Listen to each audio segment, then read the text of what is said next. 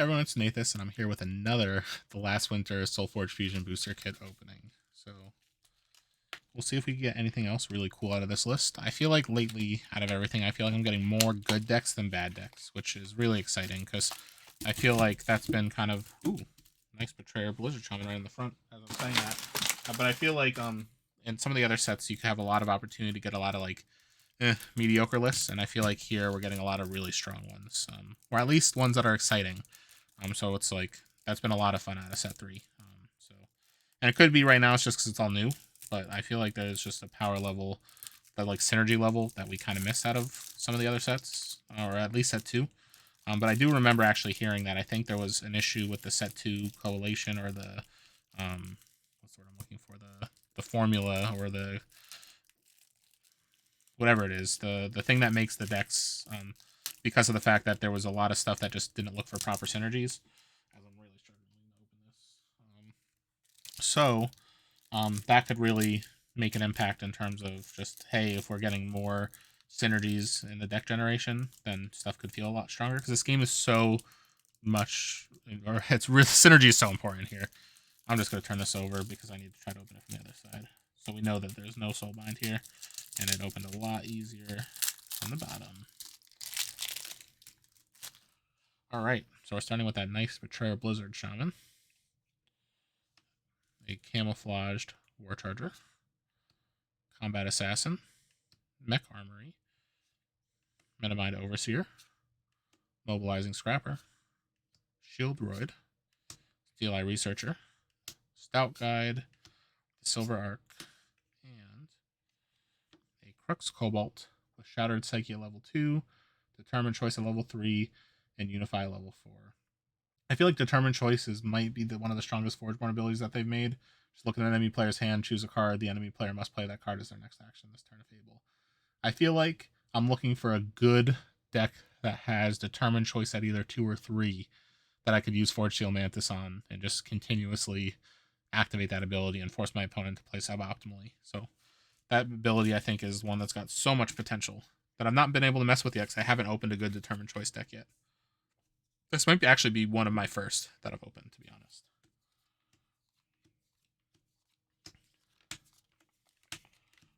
All right. So obviously, the first thing that draws your eye in this list is the Betrayer Blizzard Shaman. I feel like that with Shield Droid could be kind of interesting because you can give all your stuff armor and then activate Blizzard Shaman, which could be really strong. Overall, though, you kind of have to line it up, which can be maybe mediocre. Stout Guide here is not as exciting as I would hope, just because it's a 4/14. Deploying and giving the next creature additional health could be interesting, but there's nothing here besides really that Blizzard Shaman I really, really want to give that extra health to, where I like those stats are still acceptable for me. There's only one way to make minions that I'm seeing, which is that Metamind Overseer, so that Steel Eye Researcher is not as enticing here. Scrapper's a card that I just never really liked, because you never really want to replace one of your bigger creatures to get, like, it doesn't give you as much of a benefit, I think, as I would have hoped. So that card is usually a little disappointing to see. We do have a lot of low number of cards out of this deck, which is interesting. But overall, I would say the Betrayer Blizzard Shaman was exciting. We do have some stealth, but there's nothing else that's really super exciting for me out of this. I guess maybe you could, like, Silver Arc, play your Gizmo into that lane off the Metamind Overseer, and then replace with something else and get a huge creature with your stealth. So there's like ways that you could finagle this pool to get some value out of the way that you play your cards. But overall, I feel like there's nothing here that makes me scream, yes, let's play this deck or play this pool. So next we're going to go into our Terra. I'm still sad I haven't opened any Inspirited yet. Out of the, I guess this is kit number 11, I think. And still have not opened Inspirited. So I'm hoping that this booster, or this deck, will change that trend. Because Inspirited is just such a good modifier. So if we open one, we'll talk a little bit more about it. So we got a Botanimate, Combat Wildman, Might of the Trees, Oxidon Rager, Shard King, nice, Shardplate Behemoth, Stegodon Alpha, Uprising Breakwood, Uprising Mastodon, double Uprising, Venerable Packmaster, and we've got an Oros. Dark Spores at level 2, Shapeshift at level 3, and Deepwood Assault at level 4. Then obviously Shard King makes a Shard Cavern, which gives creatures in this lane breakthrough. If you have a creature with 15 or more attack, transform it into a Surging Cavern. Creature in this lane has breakthrough. It deals 3 additional damage when it deals damage to the enemy player. So Shard King can be really strong on the right deck. So let's look at the list.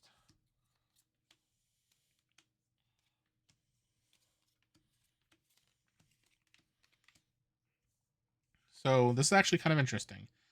So Uprising Mastodon, basically when you give it additional attack to all of your stuff, your Mastodon and your Breakwood would get 4 additional attack at level 3.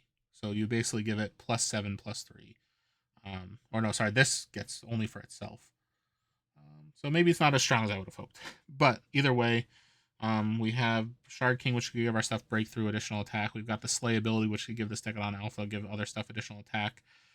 The Exalted Breakthrough here is kind of useless with the Shard Cavern, because if you put it in the Shard Cavern lane anyway, it gets breakthrough. So this is not as exciting in terms of the ability. There's nothing here that's going to stay sticky enough that will really keep this Oxidon Rager on the board. So overall, unfortunately, the more I'm looking at this, initially I got excited because I thought that the Mastodon gave everything additional buff if that had increased the power. I don't really know what I thought Mastodon did off the top of my head. But unfortunately, there's not enough ways, I think, to take advantage of this double Uprising in this list. Now, that being said, maybe we open the Tempest list and there's a lot of buffs, so maybe that could make these double Uprisings pretty insane. I guess we'll have to see. But you do have Botanimate, which is removal. You do have a way to make Oak Fathers and play potentially a card for free at level 3 with that Might of the Trees. So it's not a horrible list, especially because we got Shard King in it, but it's not, I guess, the most exciting list. Next, we'll go into our Tempest.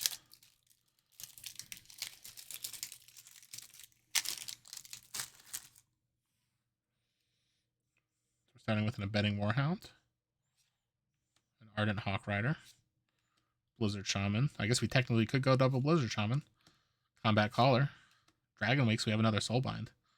So this one is play 1. So you can either player transform Cinder Smoke Wyvern, give it +6/+6, or player transform Ice Frost Wyvern, give it +6/+6. So we'll see what that means when we look at the Soulbind in a sec. We've got Emboldened Brawler. Brawler is a really strong card. And actually, Emboldened on this could be really strong. So if you have something with increased power, you buff it, then battle. That could be really strong. Flamebreak Invoker, Fleet Worm, Summoning War Stoker, Windreaver Seer, and we've got our Sunder with Gathering Storm at level 2, Summon the Swarm at level 3, and Outwit at level 4. And we've got our Cinder Smoke Wyvern, which has got mobility 2. When this moves lanes, if there's an opposing creature in this lane, deal 4 damage to the opposing creature. Otherwise, deal 4 damage to the opposing player instead. So that's interesting, but it's easy to die with a 3/3. Then we've got Ice Frost Wyvern. It's a 2/7, so it lasts a little better.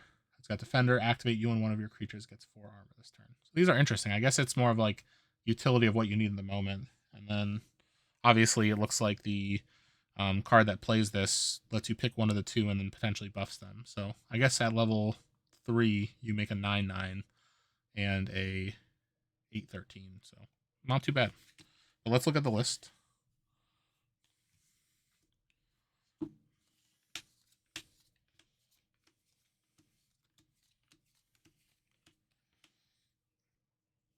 All right, so right off the bat, the card that always catches my eye initially when I see Windreaver Seer is that card, because being able to either exhaust something or ready something once per turn is so strong.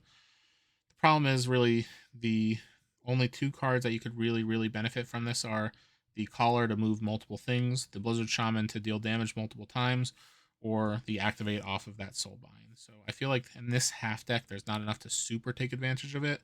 But with that Mastodon in the other list, you could potentially activate that twice, which is strong. We've got Abetting, which could give additional attack. We've got the Summoning War Stoker, which can play a creature that gives additional attack with that Spell Sprite. And we got the Dragon Wake, which can buff your Ice Frost Wyvern or the other side. The Emboldened Brawler is not always going to flip. I feel like if that Emboldened Brawler was in some of the other Tempest decks that we've opened recently, it would be a lot stronger. But here, this deck is... It feels like it's a little bit more of a support deck.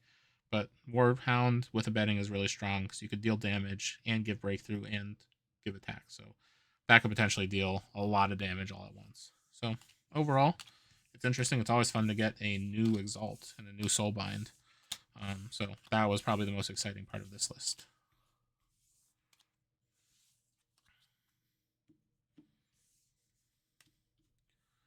All right, we got one more deck out of this booster kit.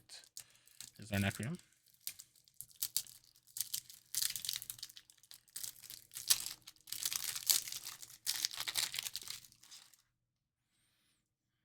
Starting with an Arrogant Skeleton. Let's get this focused. Blight Skull Bomb. Corpus Cliff. Explosive Demise.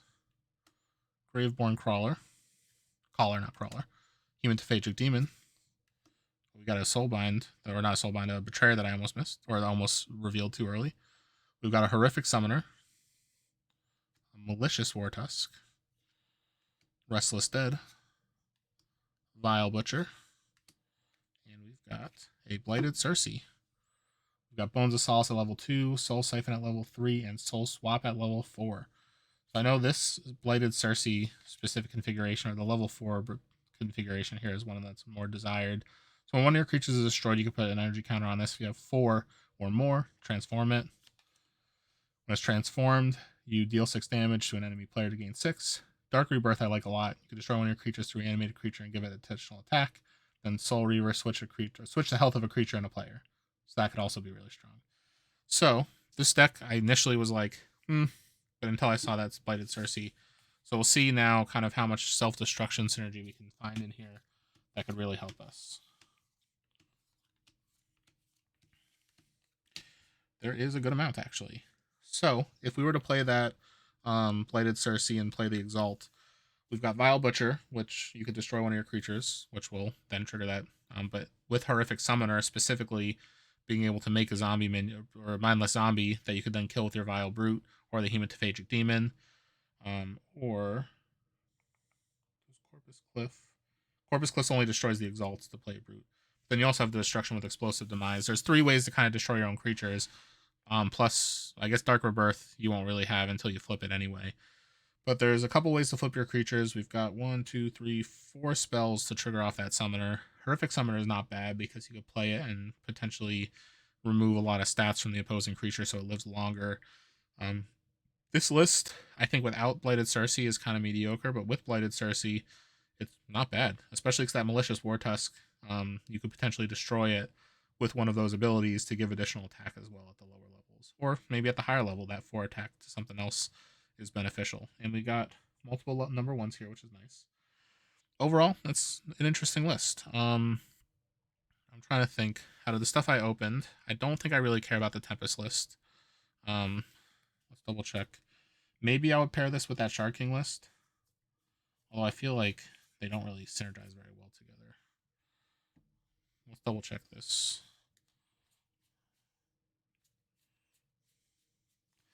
This one's a tougher group to pair. Let me look at the Tempest list one more time. Maybe it is Tempest.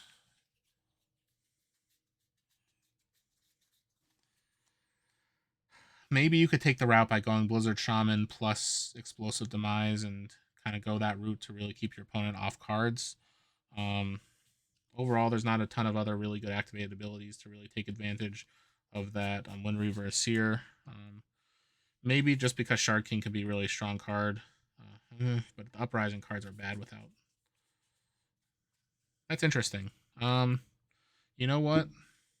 I think I would consider going. Actually, was this the one with the Blizzard Shaman? Yes, it is.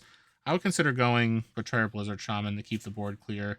And you got your Stout Guide to potentially give some of the other things additional health. We've got multiple Exalts.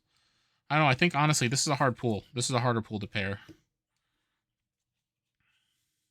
I keep looking through it to determine. I think maybe just from the removal side with the Botanimate, maybe that would push me into a Terra. But I know this is actually a little bit more of a tough pool compared to some of the others. I feel like there's not an extremely obvious choice. So I would consider definitely going this purple half just because I feel like it's got the most potential with that Blighted Circe. And I could really kind of almost make an argument for all 3 of the halves to go with it. But I would potentially, because of the Betrayer, Blizzard Shaman, I would almost want to consider that. Although the rest of the deck is not as strong. So, no, I lied. We'll go Terra just so we could get that breakthrough. We got the extra spell off of the turn you play Shard King, and maybe that extra breakthrough could be meant like worth it for something like that Arrogant Skeleton. So maybe that's what we would try. I feel like this is one that I'll probably play a game or so, or maybe look at them a little bit more in depth and really lay them out to determine what I would really play. But let me know in the comments what you would do, just because I think that you guys might have another opinion that would really sway my opinion on this. But I'll be really excited to try the Blighted Cersei in this. So thanks for tuning in, and I'll see you next time.